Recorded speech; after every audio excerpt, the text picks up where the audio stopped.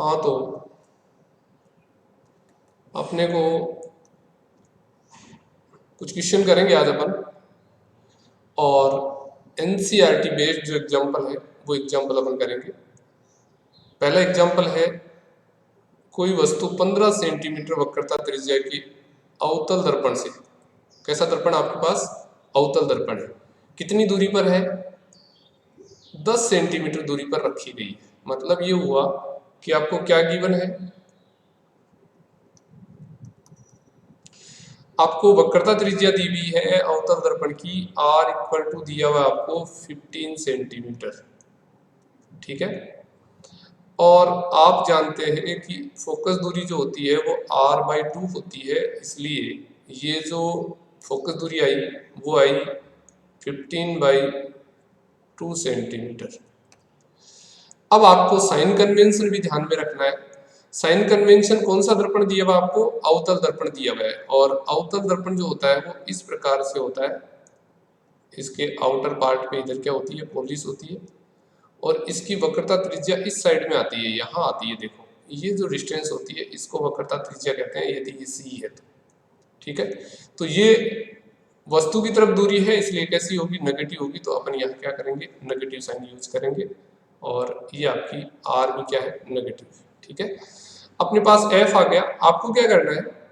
प्रत्येक स्थिति में प्रतिबिंब की स्थिति ज्ञात करनी है, प्रतिबिंब की प्रकृति ज्ञात करनी है, और आवर्धन ज्ञात करना है। यानी आपको सबसे पहले क्या चाहिए, और u आपको क्या दिया हुआ है? -10 सेंटीमीटर। आपको पता है वस्तु की तरफ की दूरी क्या होती है? नेगेटिव होती है, ये नेगेटिव आएगी, ठीक है। अब आपको v का मान निकालना है। ये लो, फॉर्मूला होता है दर्पण सूत्र 1/f equal to 1/v plus 1/u, ये दर्पण सूत्र है। अब आपको क्या क्या दिया हुआ है यहाँ पे रख देते हैं। f आपके पास कितना है? -15/2 है, तो मैं इसको -2/15 लिख दूं, ये, ठीक है, इक्वल टू। उसके बाद आपको v फाइंड आउट करना है, ज्ञात करना है, तो v को मैं यहीं रख दूंगा ऐसे, और प्लस 1/u है, तो ये डिस्टेंस माइनस है, इसलिए -1 क्या हो गया? 10 हो गया, ठीक है। अब आपको क्या करना है? पक्षांतरण करके 1/v को एक साइड कर लेते हैं। 1/v इक्वल टू, ये आ गया -2/15 प्लस 1/10, ओके। और इसका एलसीएम लघुत्तम ले लो आप। लघुत्तम आपके आ गया 30, और यहाँ आ गया -4 और प्लस का 3, और ये आ गया -1/30। ये -1/30 किसका मान आया है आपको? ये 1/v का मान आया है, और 1/v इक्वल टू क्या है? -1/30 आया। आपको यहाँ पे v चाहिए, तो v इक्वल टू क्या हो जाएगा? उल्टा कर दो इक्वेशन को, -30 सेंटीमीटर आ गया। तो आपके पास किसकी वैल्यू आ गई? v की वैल्यू आ गई, यानी प्रतिबिंब की दूरी आपके पास आ गई। तो प्रतिबिंब की स्थिति, अब प्रतिबिंब देखिए, जिधर आपने वस्तु रखी है, किसमें? अवतल दर्पण में जिधर आपने वस्तु रखी है उसी साइड में आपका क्या हो गया? प्रतिबिंब बन गया, क्योंकि प्रतिबिंब की दूरी क्या आई है? नेगेटिव आई है, ठीक है। आपने यहाँ पे इधर वस्तु रखेंगे आप, और इधर ही क्या बन गया? प्रतिबिंब बन गया, ठीक है। तो प्रतिबिंब कितनी दूरी पर बना है? 30 सेंटीमीटर दूरी पर बना है वस्तु की ओर, ठीक है। अब आपको क्या निकालना है? आवर्धन निकालना है, और आवर्धन होता है m इक्वल टू -v/u। ये आपने दर्पण सूत्र पढ़ा था, उसमें पढ़ा था कि दर्पण सूत्र में यहाँ पे प्लस आ रहा है, तो आवर्धन में यहाँ क्या आएगा? माइनस आएगा, ये आपने पढ़ा था। अब वैल्यू रख देंगे, m इक्वल टू क्या आ गया? -v/u। -v/u मीन्स -v कितना है? -30, और u की वैल्यू कितनी है? -10, और ये आपके पास आ गया m इक्वल टू -3। क्या आ गया? -3 आ गया। m इक्वल टू -3 आया, इसका मतलब क्या हुआ कि प्रतिबिंब है वो 3 गुना बड़ा बना है, किससे? वस्तु से।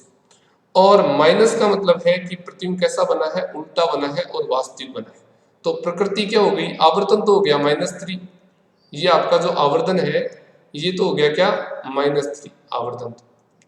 और प्रकृति कैसी हो गई आपकी? प्रकृति कैसी हो गई?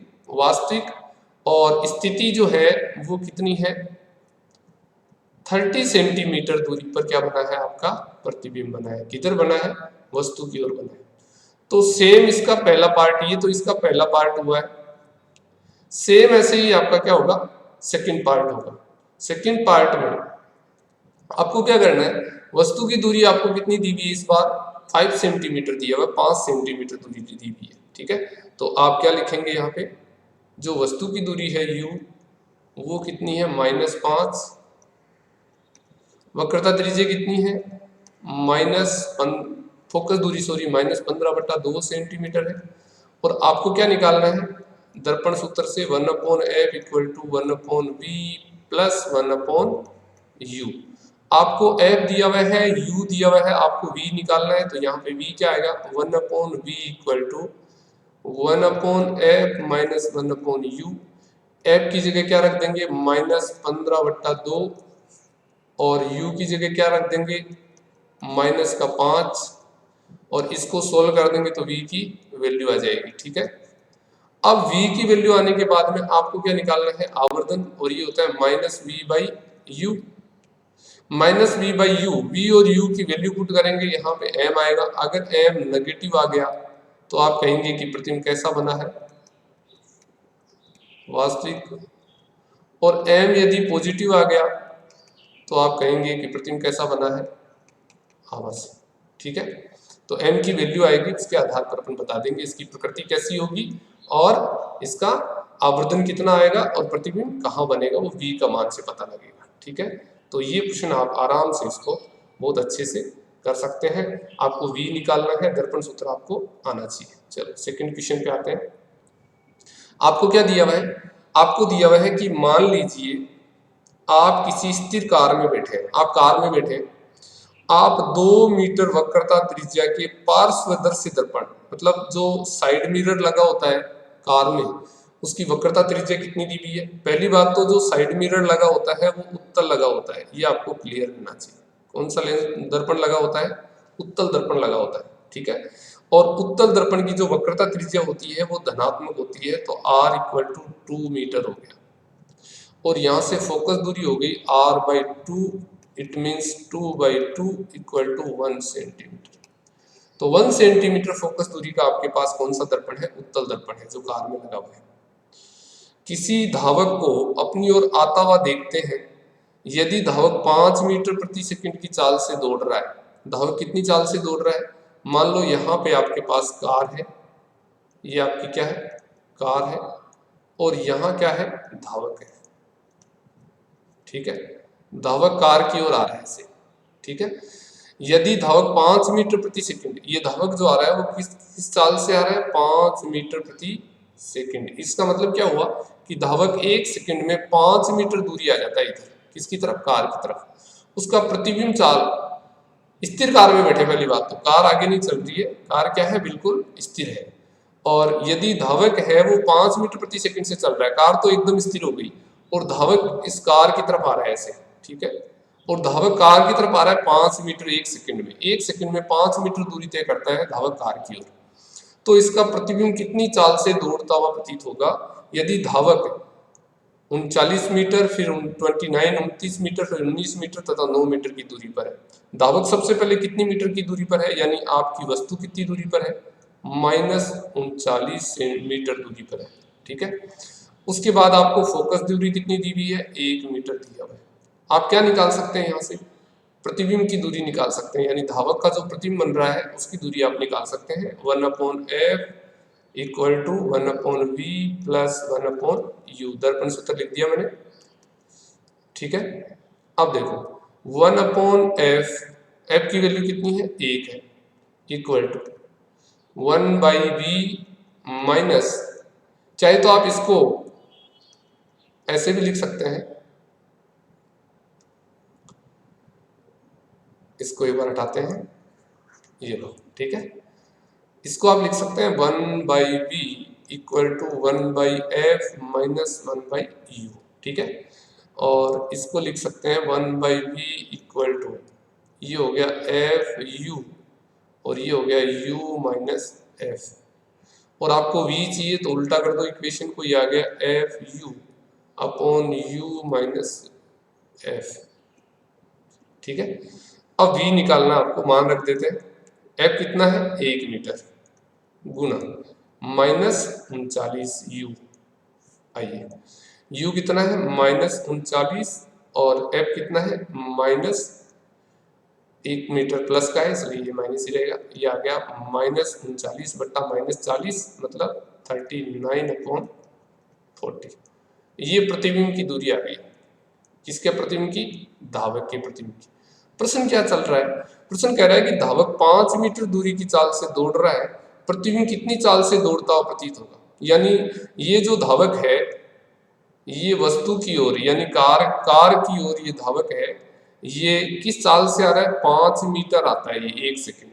तो 1 सेकंड में कितनी दूरी तय की इसने? 5 मीटर। तो यू डेश कितना हो गया? अब नई दूरी क्या हो गई वस्तु की, यानी धावक वस्तु है यहाँ पे, और वस्तु की नई दूरी क्या हो गई? यू डेश इक्वल टू, पहले कितनी थी? दोनों के बीच की दूरी 39 थी ना। ये लो, अब कितनी 1 मीटर 1 सेकंड में कितना आ रहा है? ये 5 मीटर आ रहा है। चाल कितनी है इसकी? चाल कितनी है? चाल दी हुई आपको 5 मीटर प्रति सेकंड। ये देखो, इसका मतलब 1 सेकंड में धावक कितनी मीटर आ रहा है? 5 मीटर आ रहा है। किधर आ रहा है? कार की तरफ आ रहा है। कार स्थिर है बिल्कुल, ठीक है। ये कितनी दूरी आ जाएगा? 34 मीटर। ठीक है, यानी वस्तु की दूरी। अब 1 सेकंड के बाद वस्तु की दूरी ये आ गई आपके पास। फोकस दूरी कितनी है? 1 मीटर। आपको क्या चाहिए? नई प्रतिबिंब की दूरी चाहिए। तो नई प्रतिबिंब की दूरी v डेश का मान चाहिए, और v डेश का मान क्या हो जाएगा आपके पास? आपको ज्ञात करना होगा। कैसे ज्ञात करेंगे? ये फॉर्मूला आपको दिया हुआ है, देखो v का। ठीक है, क्या आएगा? v इक्वल टू क्या आएगा? यहां लिख देते हैं, चलो v इक्वल टू, v की वैल्यू क्या आएगी? v की वैल्यू आएगी f गुना u माइनस, ये देखो ये रहा फॉर्मूला दिख रहा है आप लोगों को? ये देखो ये रहा। f की वैल्यू कितनी है? 1, तो 1 रख दिया यहाँ पे, इंटू u डेश कितना है? -34, और उसके बाद u कितना है? -34, और f कितना है? -1। तो ये आ गया 34/35। ये नई v डेश आ गया। ठीक है, तो v डेश की वैल्यू कितनी आ गई? 34/39। पहले v कितना था? पहले प्रतिबिंब की दूरी कितनी थी? 39/40। अब कितनी है? 34/35। तो पहले कितनी थी? तो यहां लिख देंगे आप, पहले v था आपके पास, v था 39/40। अब v डेश कितना है? इसे देख लो, v डेश की वैल्यू क्या है? 34/35। तो v डेश है 34/35।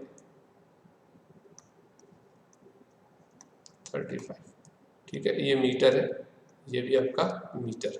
चलिए प्रश्न पे आइए।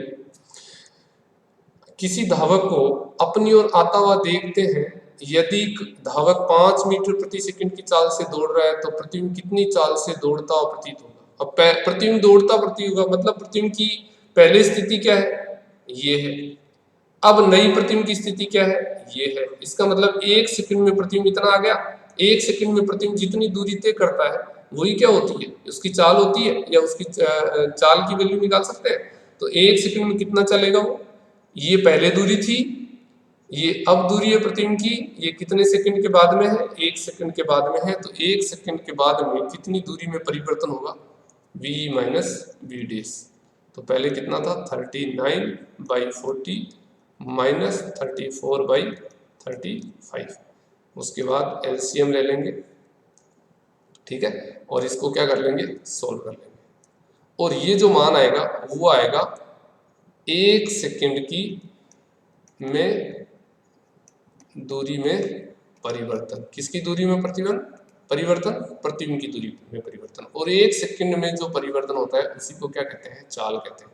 तो ये क्या आ जाएगी? नई चाल आ जाएगी। ठीक है, अब सेकंड पार्ट क्या है इसका? कितनी दूरी पर है? 29। ठीक है, चलिए, तो धावक कितनी दूरी पर आपका? 29। तो अब यहाँ पे आपको अगर सेकंड पार्ट कर रहे हैं तो आपके पास u कितना दिया हुआ -29 मीटर, f कितना दिया हुआ आपको 1 मीटर। आप क्या निकाल लेंगे, v की वैल्यू निकाल लेंगे। कैसे निकालेंगे, v = f(u) बट्टा, अभी फॉर्मूला आपने निकाला था u - f, तो ये हो गया आपका u - f। इसमें वैल्यू रख देंगे, v की वैल्यू आ जाएगी, ठीक है। उसके बाद आपको क्या करना है, आपको ये कह रहा है कि कार 5 मीटर प्रति सेकंड की चाल से किसकी तरफ आ रहा है, धावक आ रहा है, ये कार है और यहाँ क्या था, धावक। अभी कितनी दूरी है दोनों के बीच में, 29, ये स्थिर है, ठीक है। ये इसकी ओर आ रहा है, ठीक है, ये इसकी ओर आ रहा है, तो किस चाल से आ रहा है, 5 मीटर प्रति सेकंड। इसका मतलब है 1 सेकंड में 5 मीटर आ जाता है, तो नई स्थिति क्या हो जाएगी वस्तु की, यूडेस, और 5 मीटर आ जाता है तो 29 में से 5 घटा दो, -24 मीटर दूरी पर रहेगा 1 सेकंड बाद। तो 1 सेकंड के बाद की ऑब्जेक्ट की दूरी आ गई, वस्तु की दूरी आ गई, धावक की दूरी आ गई। अब इससे क्या निकाल लेंगे, वी डेस, यानी 1 सेकंड के बाद में प्रतिबिंब की दूरी आ जाएगी। यहां से जो प्रतिबिंब की दूरी आएगी वो तो पहले प्रतिबिंब की दूरी थी, अब ये नई प्रतिबिंब की दूरी आ गई कितने सेकंड बाद, 1 सेकंड के बाद। तो यही क्या आ जाएगी, दूरी में चेंज आता है प्रति सेकंड, उसी क्या आती है, चाल आ जाती है, ठीक है। उसके बाद आपको क्या करना है, तीसरी पोजीशन। आपको क्वेश्चन में क्या दिया हुआ है, आपको दिया हुआ है तीसरी में कि अब कितनी दूरी पर है, 19 मीटर की दूरी पर है। कौन है, धावक है। चलिए इसको देखते हैं, यहाँ पे आइए, ये कार है, ये धावक है। कितनी मीटर की दूरी पर है दोनों, 19 मीटर की दूरी पर है, ठीक है। और धावक इसकी तरफ आ रहा है और ये स्थिर है, ये बिल्कुल चल नहीं रहा है, ठीक है। किस चाल से आ रहा है, 5 मीटर प्रति सेकंड की चाल से आ रहा है। तो 1 सेकंड के बाद यहाँ जाएगा, यानी 5 मीटर दूरी आ जाएगा। अब ये धावक यहाँ आ गया, कहाँ गया, धावक यहाँ आ गया। अब धावक कितनी दूरी पर बचा है कार से, तो यू डेज जो आएगा बाद की स्थिति वो कितना आएगा, 19 - 5 यानी -14 मीटर की दूरी पर आएगा। उससे क्या निकाल लेंगे, वी डेज की वैल्यू निकाल लेंगे। और ये जो कंडीशन है, जब वस्तु की दूरी कितनी है, -19, फोकस दूरी कितनी है, 1 मीटर, और वहां से आप किसकी वैल्यू निकाल लेंगे, v की वैल्यू निकाल लेंगे, ठीक है। और यहाँ से इस कंडीशन से आप v डेज की वैल्यू निकाल लेंगे, इस कंडीशन से आप v की वैल्यू निकाल लेंगे। फिर कहेंगे भी 1 सेकंड में कितनी दूरी में चेंज हुआ प्रतिबिंब की, तो आप कहेंगे v - v डेज। ये 1 सेकंड में जो चेंज आता है उसी को क्या बोलते हैं, चाल बोलते हैं। तो ये प्रतिबिंब की क्या आ जाएगी, चाल आ जाएगी, ठीक है। तो इस प्रकार से अपन इसका सेकंड पार्ट करेंगे, ठीक है। तो इस प्रकार से आप ये दोनों क्वेश्चन सोल्व करेंगे। जहां प्रॉब्लम आती है वहां अपन फिर से पूछेंगे आप लोग, ठीक है। थर्ड क्वेश्चन पे आते हैं। क्या दिया हुआ है, पृथ्वी अपने एक्स पर एक घूर्णन करने में 24 घंटे लेती है, यानी एक घूर्णन करने में कितना समय ले रही है, 24 घंटे। एक बार घूम के आने में 24 घंटे ले रही है, और एक बार घूमती है तो कितने डिग्री का कोण बनता है, 360 डिग्री, ठीक है। सूर्य के सापेक्ष पृथ्वी से देखे जाने पर 1 डिग्री विस्थापित होने में कितना समय लगेगा, भाई 360 डिग्री विस्थापित होने में कितने घंटे लग रहे हैं, 24 घंटे लग रहे हैं। 1 डिग्री विस्थापित होने में कितना टाइम लगेगा, 24/360, इतने घंटे लगेंगे।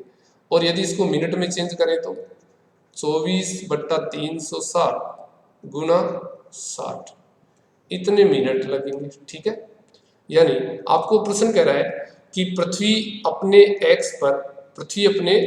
एक्स पर घूर्णन करने में 24 घंटे लेती है, और जब वो एक बार घूम लेती है तो कितना कोण बनाती है, 360 डिग्री बनाती है। प्रश्न कह रहा है सूर्य के सापेक्ष पृथ्वी से देखे जाने पर 1 डिग्री विस्थापित होने में कितना समय लगेगा, 360 डिग्री विस्थापित होने में 24 घंटे लग रहे हैं। 1 डिग्री विस्थापित होने में कितना समय लगेगा, 24/360, और इसको मिनट में चेंज कर देंगे, ये क्या आ गया, 24/6, 4 मिनट। यानी 1 डिग्री विस्थापित होगी पृथ्वी तो 4 मिनट का समय लेगी, ठीक है। चलिए, तो इस प्रकार से आप इनको क्या करेंगे, सोल्व करेंगे। नेक्स्ट जो क्वेश्चन है, एग्जाम्पल है, ये पूरे होने के बाद आप लोग करेंगे, ओके।